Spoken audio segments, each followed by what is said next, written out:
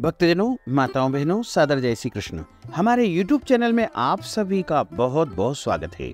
मैं हूं आपके साथ आचार्य धर्मेंद्र शास्त्री।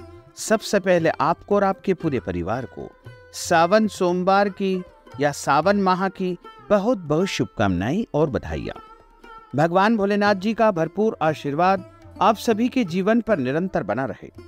आज हम आपको बताने जा रहे हैं कि इस बार श्रावण सोमवार आपको कब से शुरू करना है, सावन का महीना कब से लगेगा, यह संपूर्ण जानकारी हम आपको प्रदान करेंगे।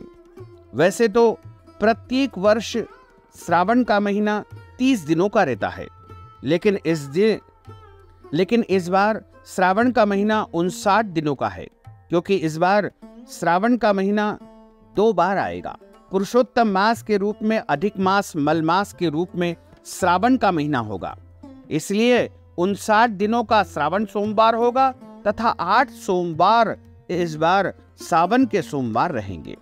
वैसे तो श्रावण माह के कृष्ण पक्ष की प्रतिपदा से लेकर के श्रावण माह के शुक्ल पक्ष की पूर्णिमा तक श्रावण माह माना जाता है, जो कि इस बार 4 जुलाई 2023 से श्रावण महीना आरंभ हो रहा है और 31 अगस्त 2023 को श्रावण माह का समापन होगा।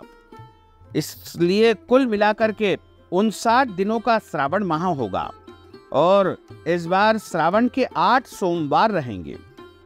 8 सोमवार का जो प्रारंभ होगा, सबसे पहला सोमवार 10 जुलाई को होगा।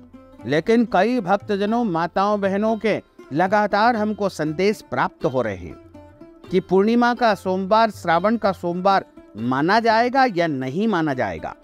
तो हम आपको स्पष्ट रूप से बता दें कि सावन माह लगने के बाद जो सोमवार आता है उसी को सावन सोमवार के रूप में माना जाता है।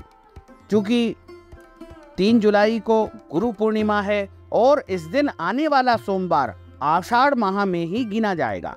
सावन माह का सोमवार यह नहीं गिना जाएगा। इसलिए सावन महीने का पहला सोमवार 10 जुलाई को होगा। 17 जुलाई को सावन का दूसरा सोमवार और उसके साथ हरियाली अमावस्या भी रहेगी। 24 जुलाई को सावन का तीसरा सोमवार रहेगा। 31 जुलाई को सावन का चौथा सोमवार रहेगा। 7 अगस्त को सावन का 5वां सोमवार रहेगा। 14 अगस्त को सावन का 6ठा सोमवार व सावन शिवरात्रि शिव चतुर्दशी का महापर्व का महासंयोग भी इसी दिन निर्मित होगा। 21 अगस्त को सावन का 7वां सोमवार रहेगा। इस दिन नाग पंचमी का पर्व भी रहेगा तथा 28 अगस्त को सावन का 8वां सोमवार एवं प्रदोष व्रत भी रहेगा। इसलिए इस दिन सोम प्रदोष का महासंयोग निर्मित होगा। इस बार अधिक मास से पुरुषोत्तम मास से यानी 16 जुलाई को कर्क संक्रांति रहेगी और उसके बाद 18 जुलाई से सावन का अधिक मास आरंभ हो जाएगा, जो कि 16 अगस्त को समाप्त होगा। यानी बीच का जो 1 महीना रहेगा वो अधिक मास पुरुषोत्तम मास कहलाएगा। 17 तारीख को सिंह संक्रांति रहेगी। अधिक मास को अधिमास, मल मास और पुरुषोत्तम मास के नाम से जाना जाता है।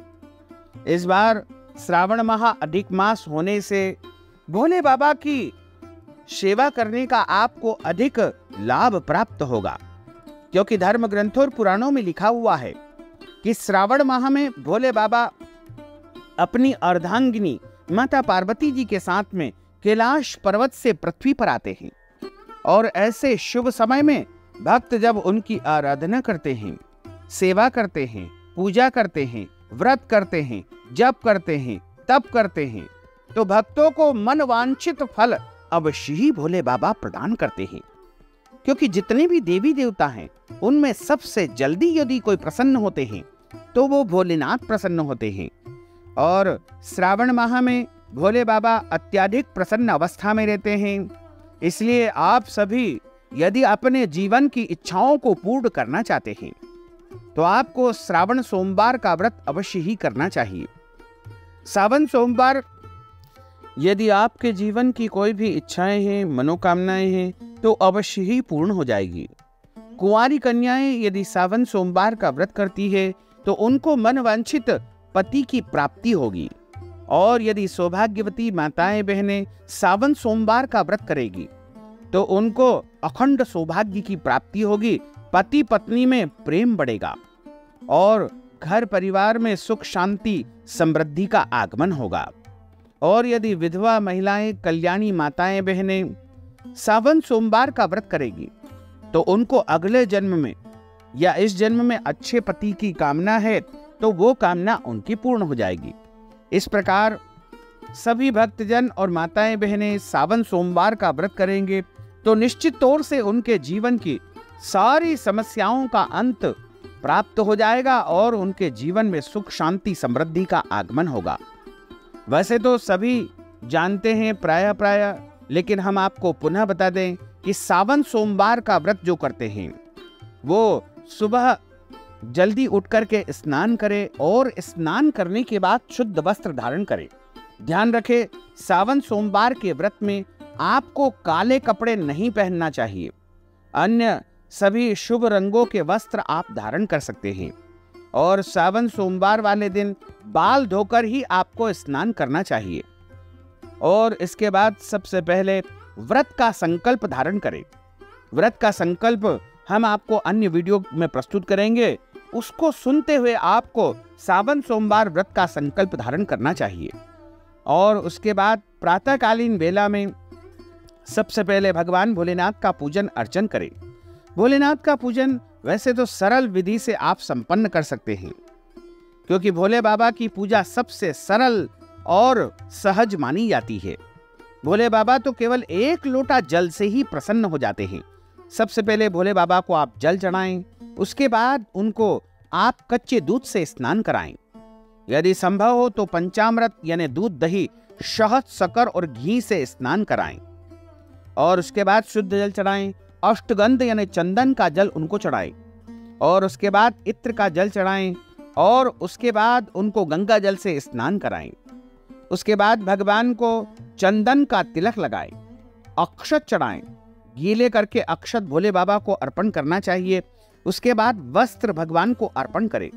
जनेऊ जोड़ा, जिसे यज्ञोपवीत कहा जाता है, वो भी भगवान को चढ़ाएं। और उसके बाद भगवान को पुष्प चढ़ाएं।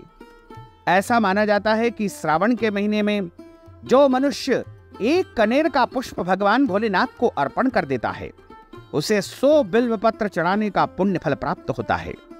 और बिल्वपत्र यदि संभव हो तो आप चढ़ाएं। शमी पत्र भगवान को अर्पण करें।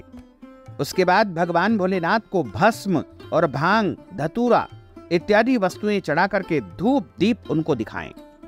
भगवान भोलेनाथ को भोग लगाएं और उसके बाद आरती उतारें, कथा का श्रवण करें। उसके बाद आप शाम के समय भी प्रदोष काल में एक बार पुनः इस प्रकार का पूजन करें। और यदि लंबी पूजा आप नहीं कर पाते हैं तो केवल शाम के समय भी आप पूजा कर लेंगे तो भी आपको पूरा पुण्य प्राप्त हो जाएगा।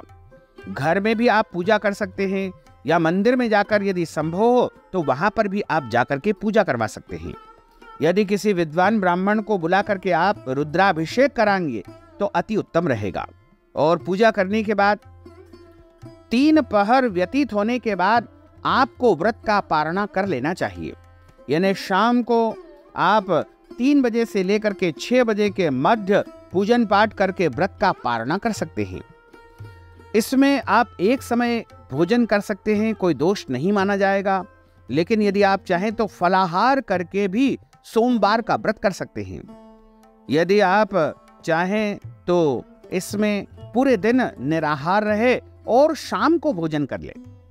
लेकिन ध्यान रखें, शुद्ध और सात्विक भोजन का ही इस दिन प्रयोग करें। लहसुन, प्याज, मांस, मदिरा का उपयोग बिल्कुल न करें। मसूर की दाल, कटहल की सब्जी और अन्य अशुद्ध वस्तुओं का उपयोग भोजन के रूप में बिल्कुल न करें।